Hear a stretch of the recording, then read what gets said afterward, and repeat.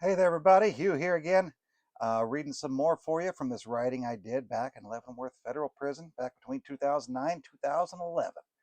And so, uh, something interesting that you know, there's these underground industries that inmates do. To make a little money. The currency was postage stamps. You could buy postage stamps from the commissary. I bought them and I used them and I to mail letters. But a lot of people, you know, it, there would be stamps passed around, some so old that you couldn't even peel off the back or even use them as stamps because they were, out of date, and you need extra stamps to make them work and things like that. But they were still considered as currency for the various underground industries. Some people ran gambling games, for like when the Super Bowl was on, or other different games like that. Some gambling affairs. There's a fella who used to walk around with a box of ice cream in the evening that he would he would get from the commissary. You were limited, but he could do some trades. Somebody could buy him some ice cream, and he'd carry it in a cooler box at night there. And so, especially in the summertime, it was sometimes a nice treat. You could get a pint of ice cream for so many stamps, because you had a limited amount of time to get the commissary, and sometimes you'd be getting at 6 in the morning or something like that, and wolfing down a pint of ice cream at 6 a.m. before going up to your job in the recycling factory or the welding shop or the paint shop or the whatever wasn't always the most appealing thing, especially in the dead of winter. And also, he did that, and he would put salt in it, and he had it insulated, and so it would keep all day, and you could have some cold ice cream at night. And other folks did people's laundry and all for stamps, and so some folks also made fudge, using the microwaves, getting somebody to sneak them some sugar from the kitchen, buying candy bars in the commissary, melting them down, and rendering them in some wonderfully confectionery ways, to sell bars of fudge as a treat. And so they would go around and give out tiny little bite-sized samples in the chow hall at night. If people were in there watching the news or hanging out, you could hang out in the chow hall up until count time at night. I watched the news in there, the 5:30 evening, nightly news, the national news, seeing what was going on. But so this is a little uh, bit of me sitting and having dinner with the fudge makers, and that's a term that can be misunderstood and misconstrued. But I promise you, I'm sincerely talking about making fudge. So, all right, Morlock and Snickerdoodle. No one minded the lettuce and the tomatoes. In fact, most of them were picked from the roughage, wrapped in napkins, and stuffed into pockets. The small packets of copper-colored French dressing got the most hatred, at least from the two whose table I joined, the fudge makers.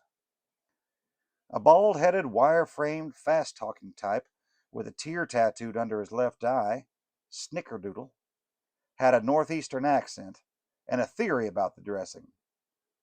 Must have found a pallet of 'em behind the fucking soup kitchen or some kind of shit. Next to Snickerdoodle was a large, beastly sort with long, stringy hair, goatee, and tattoos. In his slow drawl, Morlock said, "Tastes like frog spit." Neither were individuals I wanted to butt heads with, but they didn't pay much attention to me. They thought even less of the goulash mess of fatty meat and floppy noodles, our main course. Blah! Morlock spat out a mouthful of beef blubber onto his tray. Bait shop. I glanced up, hoping it was cheese that dangled from Morlock's nose. Come out of the bait shop. Snickerdoodle agreed. Ain't fit to chum a shark. Shock? Oh, shark. Shark chum. I didn't offer any clue that I worked in the kitchen or had anything to do with any of it, and they didn't seem to mind me hearing the conversation they were having right in front of me. Got 5 more pounds of sugar, and we still need cocoa from the warehouse. Manuel can't get it. They ain't got real peanut butter either. An aging rock star, keeping some kind of dream alive, sat down with us. Long blonde hair on the sides, bald and shiny on the top. How's it hanging, homies? Hiya, bud. The rocker stuck his spork into the mound on his tray. They trying to poison us or just starve us to death today? Ha ha! We ate for a minute. Ain't no Olive Garden. When you're there, you're family. When you're here, you're fucked. Ha ha ha! Snickerdoodle cleaned his tray. Just like Ma used to make, back when I was chained to a pipe in the basement. Ate out the dog dish too, didn't you? Gotta make it all sound creepy, don't you, Morley? Your mama's a good woman to keep you. Yeah? I'd have drowned you at birth. Would you, pal? Yes, sir. Like a bag of cats. What are we drinking here, Snick? The rocker held up his orange plastic cup of watered down fruit punch. They serve better Kool-Aid at Jonestown, for crying out loud. After a couple of minutes, the rocker knocked on the table with his knuckles, a way of saying see ya if your mouth is full, and left the table. Morlock and Snickerdoodle continued the conversation. Ought to make a couple of batches. Hand out some. Yep.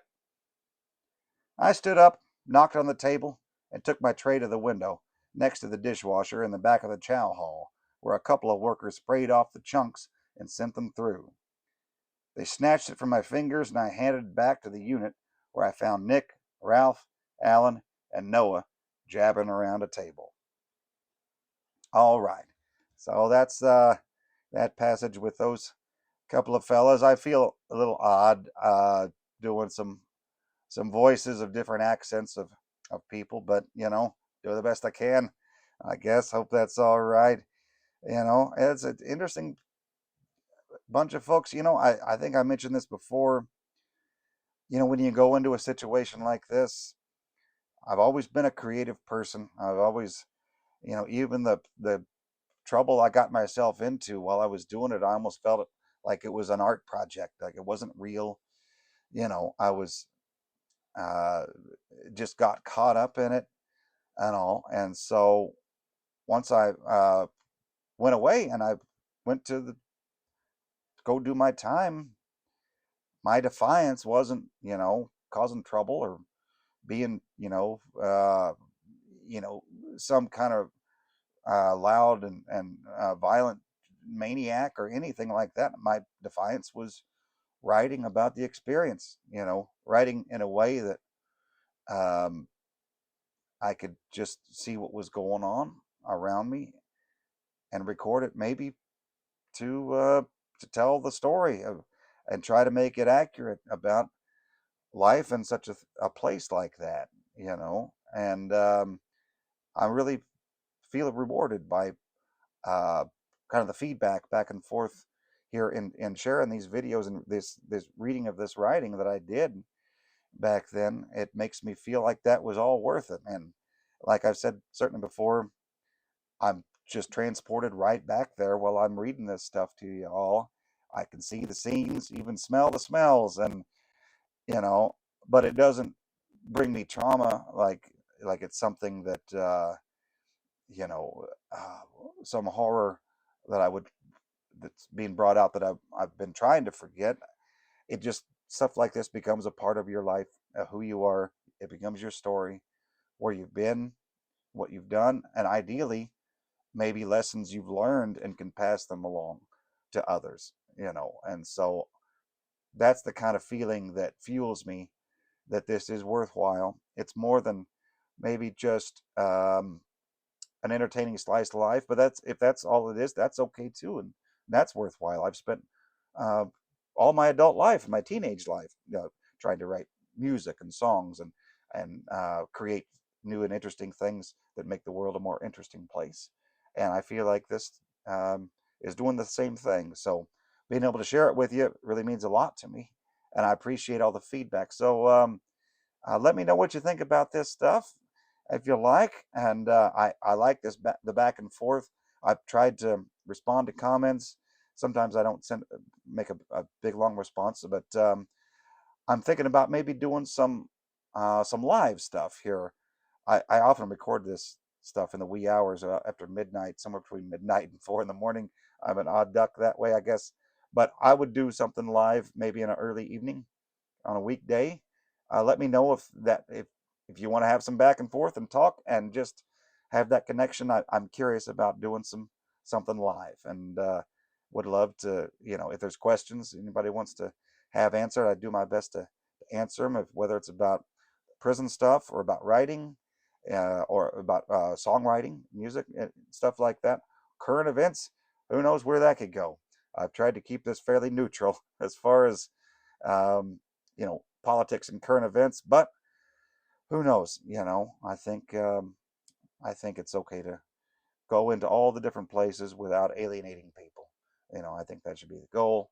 I think everybody should be invited into the conversation about about all such things. So I've enjoyed hanging out with you, and I look forward to talking to you again soon. Thanks.